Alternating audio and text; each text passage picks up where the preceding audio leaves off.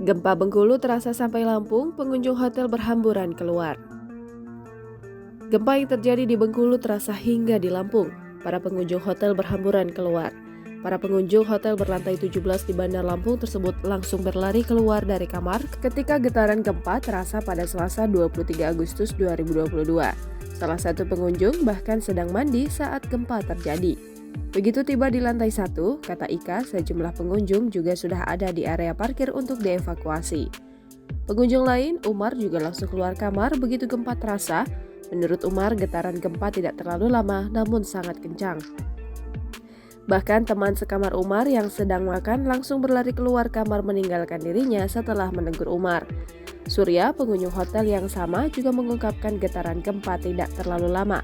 Lantaran gempa, Surya pun mengurungkan niat untuk menggunakan lift dan turun ke lantai dasar menggunakan tangga darurat. Sementara itu, Badan Meteorologi, Klimatologi, dan Geofisika dalam keterangan resminya mengatakan gempa yang terjadi berkekuatan 6,5 skala Richter pada pukul 21.31 waktu Indonesia Barat. Lokasi gempa berada 64 km sebelah barat daya Kaur, Bengkulu dengan kedalaman 12 km. Jangan lupa subscribe, share, komen, dan like ya!